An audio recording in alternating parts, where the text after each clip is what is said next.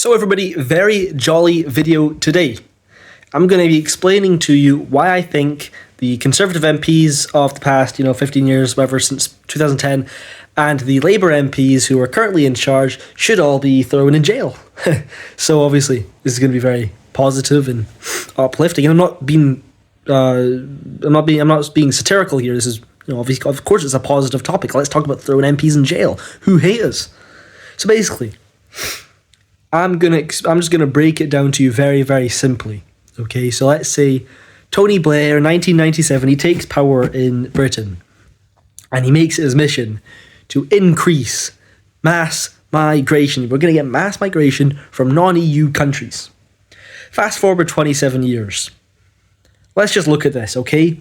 Our welfare system is being exploited by these people. That's our fault, right? That's our fault. That's a crime. That's a crime right there. Allowing our welfare system that the British taxpayer is funding for migrants who are supposed to be benefiting our country. So that's already one thing for why should we be putting these people in jail. Anyways, basically, the effects of immigration or welfare systems being exploited. We have basically you can blame every single terrorist attack from somebody who has arrived in the country post 1997. You can if they arrived after that date, you can blame the attack on the MPs who allowed the people in the country.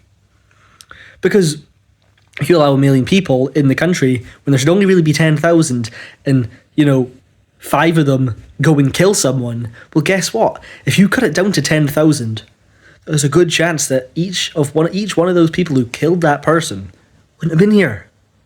And they didn't have to be here because it wasn't important.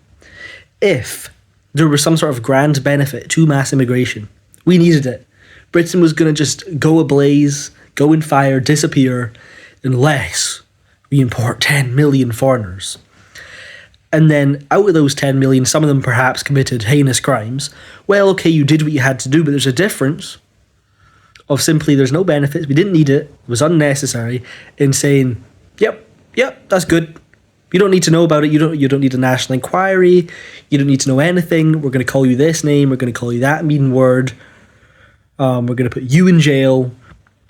So, it's pretty simple. It's pretty obvious example of being traitorous. And then there's also the fact that, and it's not too late, but let's be honest, let's be realistic here.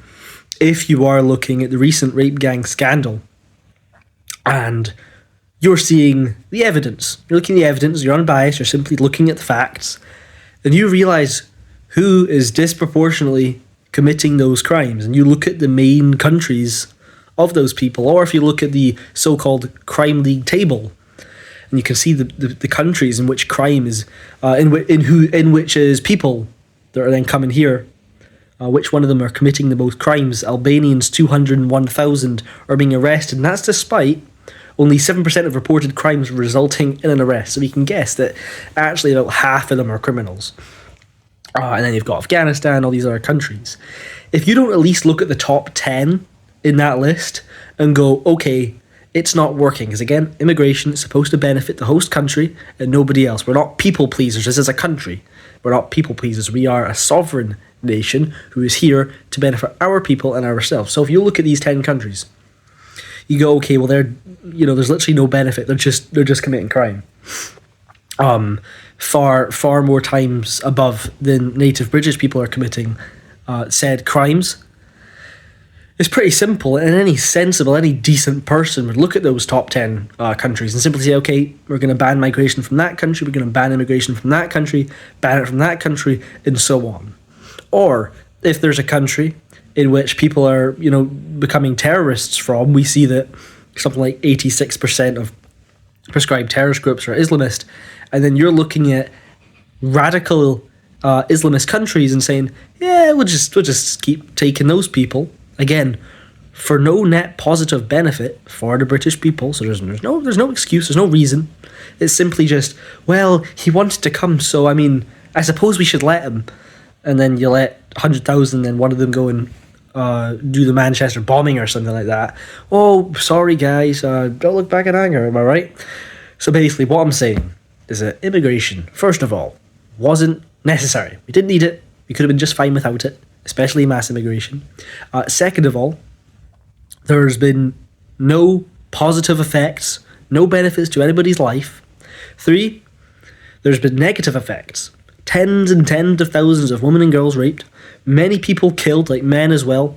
You look at in Glasgow, Scotland, Chris Donald's murder, brutal kidnapping, torturing, all this stuff. Or you see you see the Southport attack, any of these things, the terrorist attacks, so on, all the mass crime. And then today, 2020, so you can blame all that on the post-1997 governments.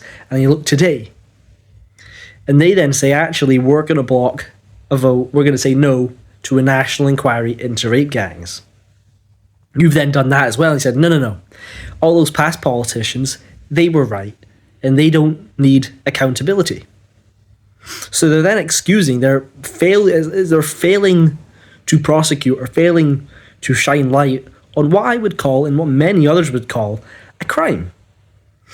And then their failure to ban migration from those countries after clearly analysing the numerous tragic downsides of mass immigration, and simply saying, nah, we're just going to keep it up. We're just going to maybe reduce that legal migration number from 1 million to 800,000. We're going to keep taking people from the countries who are, when here, performing worse than the native people. It's very, very simple. Failure to hold politicians to account. That's why the current people should be put in jail. The past MPs, obviously, they're the ones who caused the whole problem. And then the current MPs who are seeing the problem and saying, we're going to cause more of it. And if you don't like that, then you're basically the same as the National Front. You might as well be the Hitler Youth, and you're the far-right bandwagon. I think I've explained that all very simply for you right there. That's why everyone must go in jail, and this isn't even about the civil service, the Home Office, any of those ones. We can go into that as well, but that's simply for the politicians. There you go. Hope you enjoyed the video. Thank you for watching.